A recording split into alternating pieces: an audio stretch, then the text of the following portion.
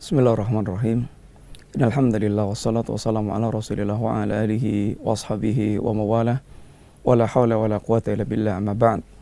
Alhamdulillah, kaum muslimin rahmati Allah Subhanahu wa taala, kembali kita dalam kajian silsilah akidah, kajian dasar-dasar yang selayaknya seorang muslim dia memahami tentang akidahnya. Dan kita telah berbicara di antara faktor atau di antaranya peran akidah dalam memberikan dorongan kuat seorang muslim dia beramal. Dan sungguhnya kenapa kita mesti mewujudkan amal saleh? Karena sungguhnya amal saleh akan mewariskan kebahagiaan dalam kehidupan seorang muslim. Tidak akan terwujud kebahagiaan yang hakiki yang diharapkan setiap manusia kecuali dia mewujudkan akidah yang sahihah dan amalan yang salihah. Allah Subhanahu wa taala menyebutkan dalam ayatnya yang mulia, "Man 'amila salihan min dzakarin aw untha wa huwa mu'min falnuhyiyannahu hayatan thayyibatan."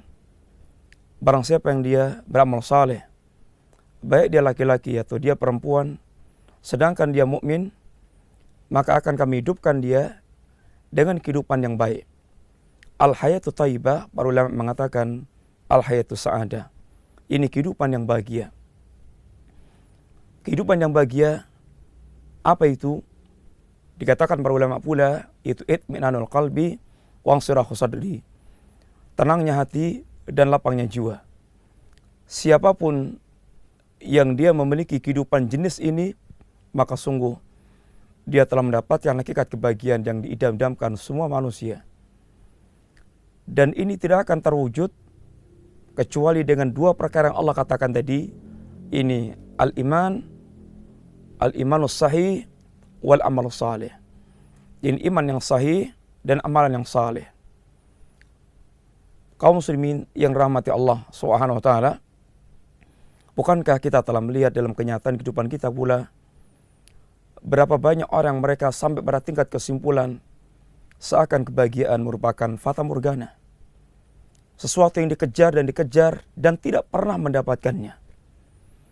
Karena mereka bayangkan, sebagiannya membayangkan kebahagiaan ada di harta mereka, kebahagiaan ada di ketenaran mereka, kebahagiaan ada di jabatan mereka, kebahagiaan ada di istri dan anak mereka. Dan sungguhnya tidak di situ kebahagiaan. Sekalipun kita tidak mengingkari bahwa anak, istri, jabatan, harta, ketenaran merupakan faktor yang akan bisa memberikan andil seorang itu lebih merasa bahagia. Akan tapi masalahnya kebahagiaan letaknya di hati manusia. Selama kebutuhan hati seorang tidak terpenuhi, maka tidak akan pernah mungkin seorang dia mendapatkan kebahagiaan. Dan terpenuhnya hati manusia hanya dengan iman, hanya dengan keimanan akidah yang sahihah.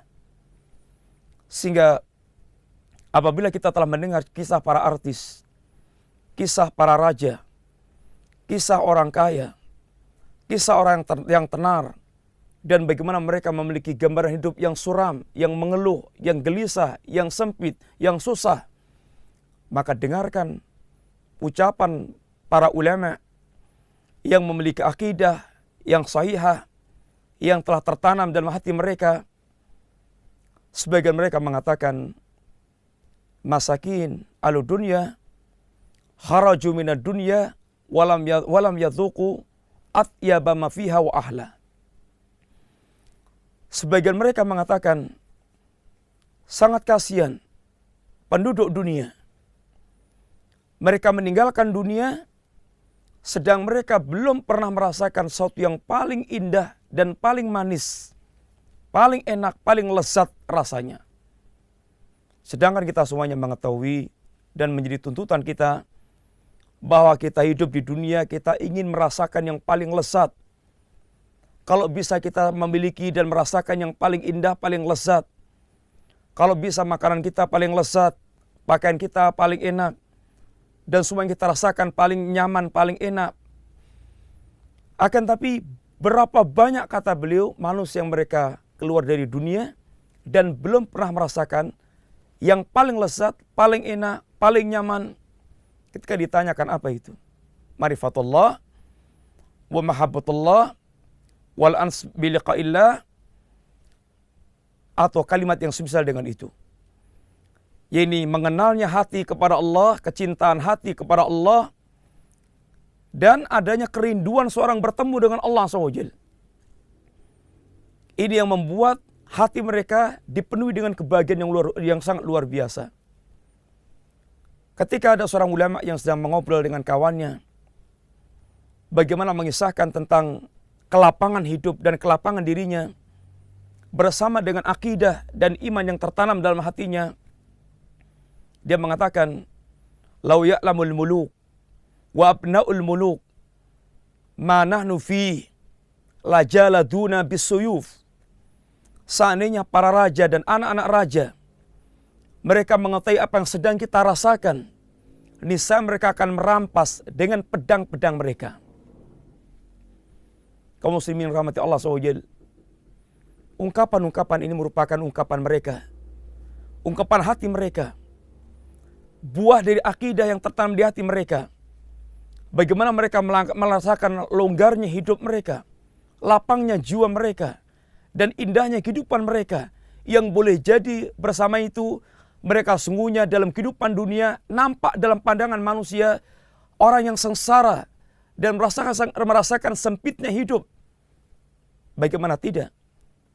Seperti Syaikhul Islam Ibnu Taimiyah yang direncanakan dibunuh, yang direncanakan diusir, yang direncanakan ditangkap untuk dipenjara. Akan tapi apa yang menjadi perkataan beliau? Ma yaf'aluna a'da'i. Apa sih yang diinginkan oleh para musuhku terhadapku? Inna jannati fi sadri. Sesungguhnya surgaku ada dalam hatiku. Sesungguhnya surgaku ada dalam hatiku. Artinya kemana beliau beredar, maka kebahagiaan bersama dengan beliau. In qataluni faqatli syahadah, wa in habasuni fahabsi khulwah, wa in taraduni fatardi siyahah. Apabila mereka membunuhku, maka dalam keterbunuhanku adalah saya sebagai seorang syahid. Apabila mereka menangkapku, lalu menjebloskan dalam penjara, maka dalam keterpenjaraanku adalah khulwah, menyepinya aku dengan kekasihku Allah Subhanahu wa taala. Seandainya mereka mengusirku, maka dalam keterusiranku adalah siyahah, yaitu rehlah, wisata. Alangkah luasnya dan alangkah luar biasanya orang semisal Syaikhul Islam. Di tengah sempitnya secara umum manusia merasakan kehidupan seperti itu, akan tapi beliau bisa merasakan longgarnya jiwa bersama dengan apa yang akan mereka lakukan kepada dirinya. Ma'asyiral muslimin rahimani wa rahimakumullah. Demikian pula sungguhnya hanya dengan amal saleh kita akan meraih kemuliaan, akan meraih kejayaan, akan diberikan kewibawaan dan kekhilafahan. Ketika Allah SWT memberikan janji pada kaum mukminin, wa'adallahu alladhina amanu minkum wa 'amilus shalihat, dan Allah berjanji kepada orang mukmin di antara kalian dan yang beramal saleh, la yastakhlifannahum fil ardi kama stakhlafal ladzina min qablihim. Allah akan berikan kekhilafahan kepada kalian, kepada mereka, sebagaimana Allah Subhanahu wa taala memberikan kekhilafahan kepada orang sebelum mereka. Wala yumakkinanna lahum dinahum alladzi tardalahum. Dan Allah akan mengukuhkan, meneguhkan agama mereka yang Allah ridha dengan agama tersebut bagi kalian, bagi mereka. Wala yubaddilannahum min ba'di khaufihim amnan. Dan Allah akan menggantikan rasa takut dengan keamanan. Kapan kekhilafan Allah berikan? Kapan keteguhan Allah akan datangkan? Kapan rasa takut Allah gantikan dengan keamanan. Ya'budunani la yusrikuna bi syai'an. Ketika mereka hanya menyembah kepada Allah Subhanahu wa taala, kepada Allah taala semata, tanpa menyekutukan Allah sama sekali dengan sesuatu apapun. Syarat yang Allah tunjukkan dalam ayat tersebut untuk terwujudnya kekhilafan, terwujudnya peneguhan agama, terwujudnya keamanan setelah tadinya ketakutan, dengan cara mewujudkan ubudiyah yang khalisah, mewujudkan tauhid yang utuh, tauhid yang tidak tercampur dengan kesyirikan. Masalah muslimin rahimani wa rahimakumullah. Demikian pula jannah yang kita cita-citakan tidak akan pernah kita dapatkan kecuali apabila kita beramal saleh. Sehingga Allah katakan, tilkal jannatu uristumuha bima kuntum ta'malun. Itulah jannah yang Allah wariskan pada kalian disebabkan karena amal-amal yang kalian wujudkan.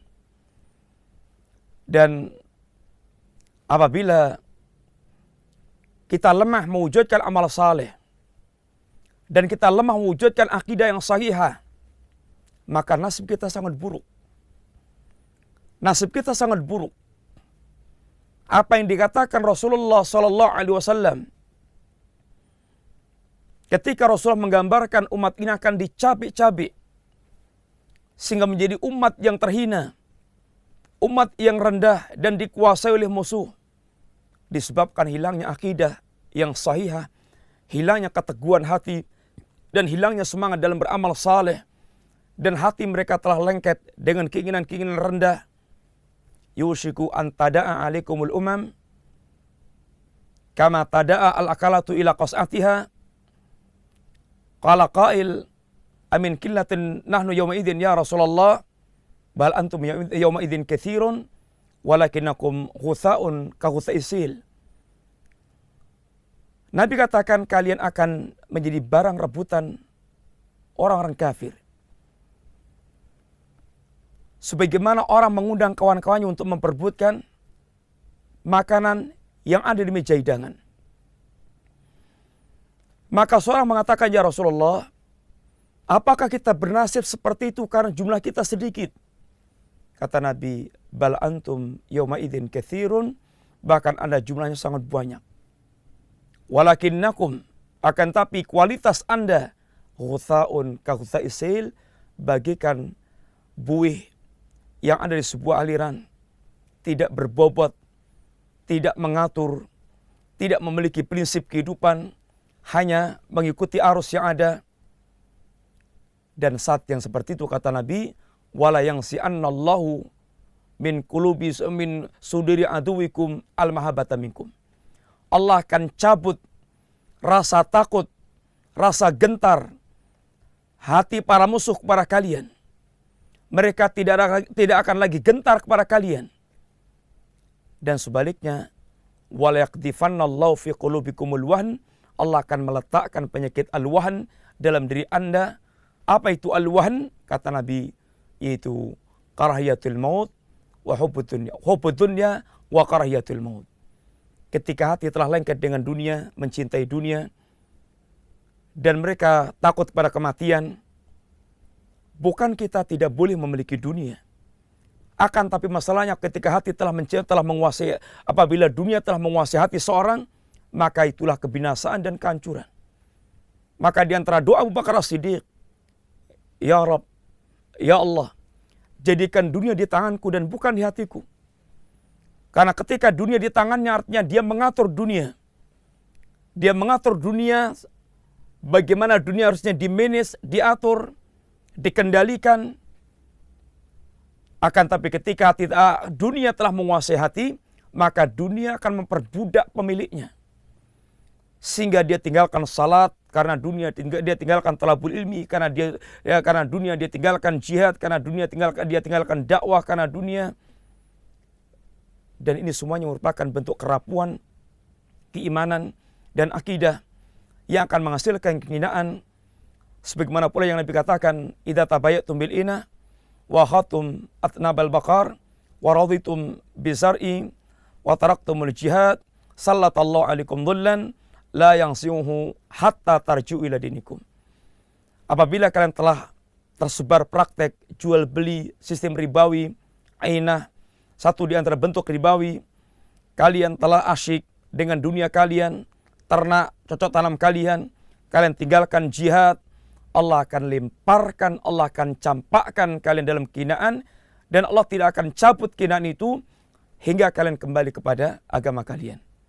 Masalah muslimin yang rahmati Allah SWT, sungguh akidah memiliki peran yang sangat besar di hati setiap muslim yang menginginkan kewibawaan, kemuliaan, sebagaimana Rasulullah SAW yang telah membina para sahabat dengan akidah awalan, dengan akidah yang didahulukan, hingga mereka bagikan bangunan yang kokoh, yang hebat di atas pondasi yang kuat.